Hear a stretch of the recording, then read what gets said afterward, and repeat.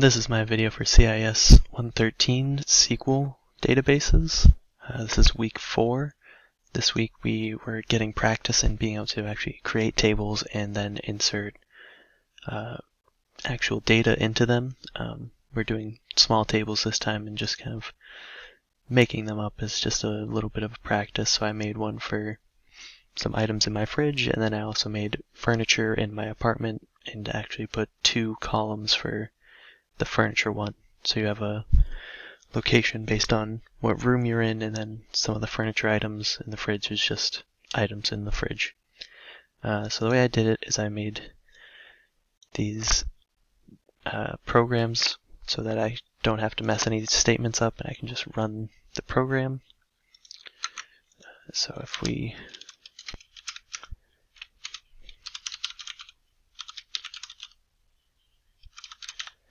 just make this statement to go and grab this file, this text document, and run what's in it. And then we create the table, and we just have items. Obviously there's nothing in it yet, but that's why I have a second program that will just run insert commands over and over again.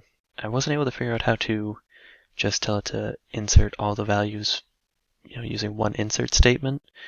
I'm not sure why that is. I tried looking that up and found some suggestions, and for some reason they didn't seem to work. Hopefully I'll be able to get some more practice and figure out why that is. But for now, this wasn't too bad. And so if we go back and run this program,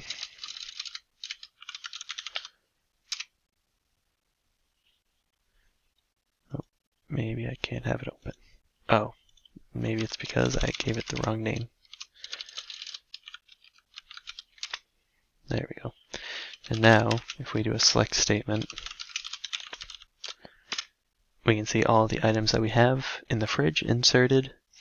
Obviously, this is a very simple database, but sometime in the future, maybe it could be used to scan in a receipt every time I go shopping and add it to a database so that I can actually see a list of all the items I have.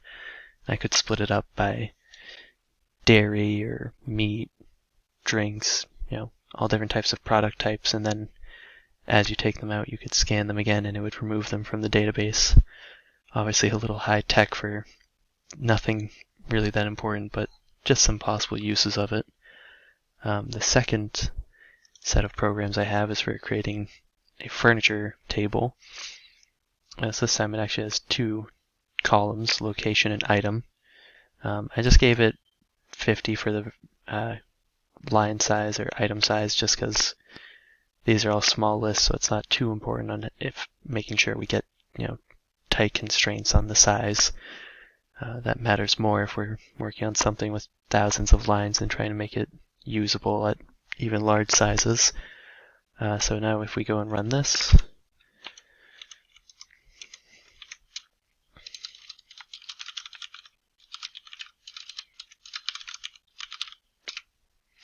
we've made it. We have location and item, and then we have the same idea where we have insert statements with all of our different furniture, but this time we have to do 2 column items and 2 value items for each of them. You see we have kitchen, living room, bedroom. So now we can run that.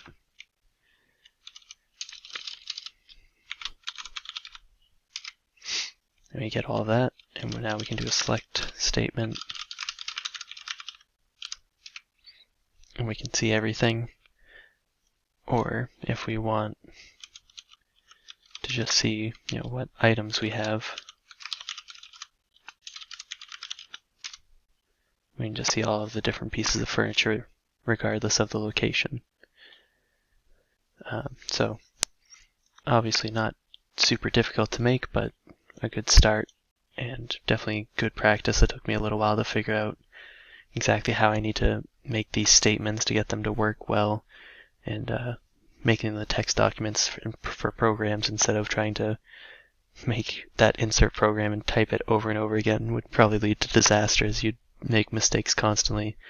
And as you get to larger files, you can start using Python programs or something to parse like an Excel document or something like that to make these statements for you, which would definitely save you a lot of time.